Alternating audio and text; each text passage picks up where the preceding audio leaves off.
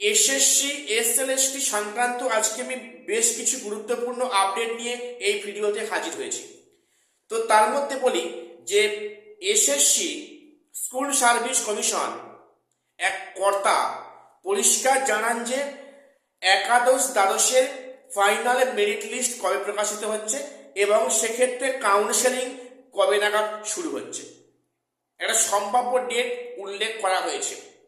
এবং সেখানে আমাকে কয়েকজন প্রশ্ন করছো ভিডিও কমেন্টে যে যেহেতু এবারে নবম দশমের ভেরিফিকেশনে অনেকে বাদ পড়বে নানা ইস্যুতে, তো সে জায়গাতে কি সেকেন্ড লিস্ট প্রকাশিত হওয়ার কোনো সম্ভাবনা আছে কি মনে হচ্ছে? এবং থার্ড হচ্ছে যে থার্ড এসএলএসটি 2025 কি শেষে বিজ্ঞপ্তি আসবে, যেটা বিভিন্ন ইউটিউব চ্যানেলে প্রচার করা হচ্ছে। এই খবরটা আজকের দিনে দাঁড়িয়ে কতটা প্রাসঙ্গিক আমি সে নিয়ে আজকে বিস্তারিত আলোচনায় আসছি। প্রত্যেকে চ্যানেলটা সাবস্ক্রাইব করে রাখবে এবং গুরুত্বপূর্ণ আপডেট পাওয়ার জন্য। দেখো, একটি ইংলিশ ডেলি পত্রিকায় এবং একটি বাংলা পত্রিকায় সেখানে এক এসএসসি কর্তা জানান যে 21শে জানুয়ারি একাদশ দ্বাদশের ফাইনাল মেরিট লিস্ট প্রকাশিত হচ্ছে। 31 জানুয়ারি, সেক্ষেত্রে 22-23 ছুটি আছে, সরকারি ছুটি আছে। তো সেখানে 21 তারিখে ফাইনাল মেরিট লিস্ট প্রকাশিত হবে একাদশ দ্বাদশের ক্ষেত্রে। এবং 27শে জানুয়ারি থেকে, এখন অব্দি যা খবর, 27শে জানুয়ারি থেকে একাদশ দ্বাদশের কাউন্সেলিং প্রক্রিয়া শুরু হবে। তবে হ্যাঁ, জয়েনিং তো এই ভোটে তাকে হবে কিনা সন্দেহ আছে, কিন্তু কাউন্সেলিং অবধি কমপ্লিট হবে এই ভোটের মধ্যে। অর্থাৎ সেখানে শোনা যাচ্ছে যে 27শে জানুয়ারি থেকে কিন্তু কাউন্সেলিং প্রক্রিয়া শুরু হচ্ছে অনলি ফর ক্লাস 11-12, এবং তারপরে নবম দশমের ভেরিফাই এবং ইন্টারভিউ প্রসেস শুরু হবে। আচ্ছা, এবারে আমাকে অনেকে বলছো যে নবম দশমে ভেরিফিকেশন তো এবারে অনেক বাদ যাবে, সত্যি বাদ যাবে, কিন্তু বিভিন্ন ইস্যুতে, কাস্ট ইস্যুতে, কাস্ট আপডেট বা সেখানে এক্সপিরিয়েন্সের 10 মার্কস, এক্সপিরিয়েন্সের 10 মার্কস নিয়ে অনেকে অনেক ভুল তথ্য প্রদান করেছে এবং তারা কিন্তু ডাক পেয়েছে অলরেডি। ঠিক আছে, তারা কিন্তু এবারে প্রত্যেককে বাদ পড়ছে, অর্থাৎ সেই সংখ্যাটা কিন্তু একাদশ দ্বাদশে প্রায় 3 গুণ ওভার হয়ে যাবে।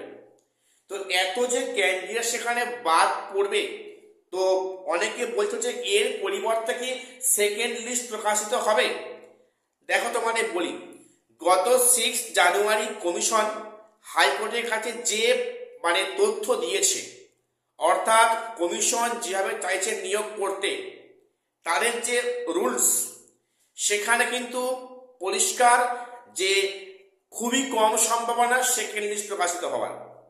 ঠিক আছে, যে সেখানে 1:1.6 যে রেশিওতে ডাকা হচ্ছে কল ফর ভেরিফাই, তো সেখানে কিন্তু যদি অনেক বাদও পড়ে, যখন ভ্যাকান্সি থেকে কমে যাবে তখনই হবে সেকেন্ড লিস্ট প্রকাশিত হবে, আদারওয়াইজ কিন্তু হবে না। অর্থাৎ যে সাবজেক্টে 1:6 রেশিও ডাকার পরে দেখা যাচ্ছে যে ভেরিফাই অনেক বাদ গেছে এবং সেই পার্টিকুলার ভ্যাকান্সির থেকে কমে গেছে, তখন সেখানে কিছু সাবজেক্টের সেকেন্ড লিস্ট প্রকাশিত হলেও হতে পারে, তবে সে চান্স খুবই কিন্তু ক্ষীণ। ঠিক আছে, এবারে অনেকে বলছো যে থার্ড এসএলএসটি নাকি ডিসেম্বরের মধ্যে প্রকাশিত হবে 2026-এ। এই কথাটা আজকের দিনে দাঁড়িয়ে কতটা প্রাসঙ্গিক দেখো। যদি এটা আমার মনে হয়, যেটা বলছি, আমার এই ছোট্ট মাথায় এটা যে মনে হচ্ছে যে থার্ড এসএলএসটি সত্যি 26-এ বিজ্ঞপ্তি আসবে, এটা একটা হাস্যকর মনে হচ্ছে না? 2025-এর রিক্রুটমেন্ট 2026-এ কমপ্লিট করতে আদৌ পারবে কিনা সে নিয়ে কিন্তু এখন অনেক সন্দেহ আছে। যদিও সুপ্রিম কোর্ট থেকে 31 আগস্টের মধ্যে কমপ্লিট করার নির্দেশ দেওয়া হয়েছে, সেখানে আদৌ এই 2026-এর মধ্যে 2025-এর রিক্রুটমেন্টটা কমপ্লিট হবে কিনা এ নিয়ে সন্দেহ আছে। আর যদি একবার ভোট বৈতরণী পার হয়ে যায় তাহলে নিয়োগ নিয়ে আর কোনো কথা হবে না। ঠিক আছে, এটা কিন্তু পরিষ্কার হিসাব। অর্থাৎ সেখানে নতুন করে যে থার্ড এসএলএসটি হবে সে পরিস্থিতি কিন্তু এখন একেবারেই নেই। এখন সন্দেহের মুখে 2025 এসএলএসটি 26-এ আদৌ রিক্রুটমেন্টটা কমপ্লিট হয় কিনা, সেখানে থার্ড এসএলএসটি প্রসঙ্গ তো কোনোভাবে আসছেই না। অর্থাৎ এটা এখনকার দিনটা কিন্তু পুরোটা অবাস্তব, অলিক কল্পনা। ঠিক আছে, কাজেই এটা সম্ভাবনা একদম নেই বলে আমার মনে হয়। তবে সেক্ষেত্রে 2027-এ হয়তো এলে আসতে পারে, সেটা এই মুহূর্তে বলে, তবে 26-এর মধ্যে আসার কিন্তু কোনো সম্ভাবনা আমি দেখছি না। ঠিক আছে, তো এবারে দেখো নবম দশমে কিন্তু এবারে প্রচুর ভেরিফাই বাদ যাবে, সে সংখ্যাটা কিন্তু সাংঘাতিক হারে। ঠিক আছে, দেখো তোমরা জানো যে রিসেন্টলি কাস্ট আপডেটের ফলে যে 154 জনকে ডাকা হয়েছিল সেখানে ভেরিফাই, তার মধ্যে ইন্টারভিউ গেছে মাত্র 46 জন। ভাবতে পারছো, 154কে ডাকা হয়েছে কল ফর ভেরিফিকেশন, সেখানে 108 জন সেখানে বাদ পড়েছে। কল ফর ভেরিফাইয়ে 108 জন বাদ পড়েছে, সেখানে মাত্র 46 জনকে ইন্টারভিউতে ডাকা হয়েছে এবং তাদের পুনরায় মেরিট লিস্ট করা হচ্ছে, যেটা 21শে জানুয়ারি প্রকাশিত হবে ফাইনাল মেরিট লিস্ট। তো 154 জনের মধ্যে কিন্তু সেখানে 108 জন বাতিল হয়ে গেল বিভিন্ন কারণে, কাস্ট আপডেট মানে কাস্টের সমস্যা বা সেখানে এক্সপিরিয়েন্সের ভুয়ো তথ্য প্রদান করা ইত্যাদি কারণে। কিন্তু এই অবস্থা আরো শোচনীয় হবে 9-10 ক্ষেত্রে, তোমরা দেখে নিও।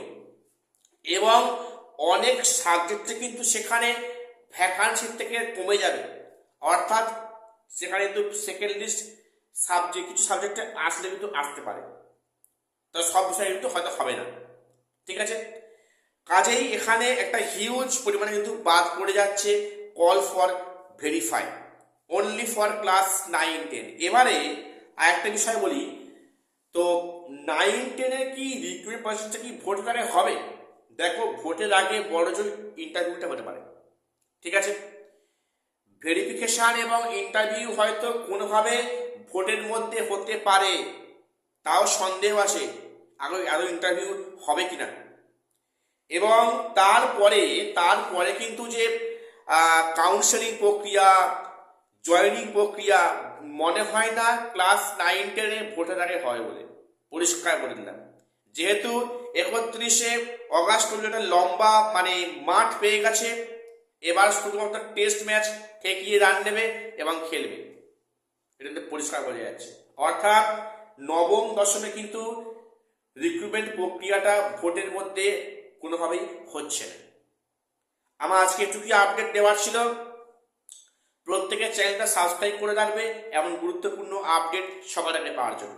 আজ শেষ করছি, দেখা হচ্ছে পরে কোনো ভিডিওতে।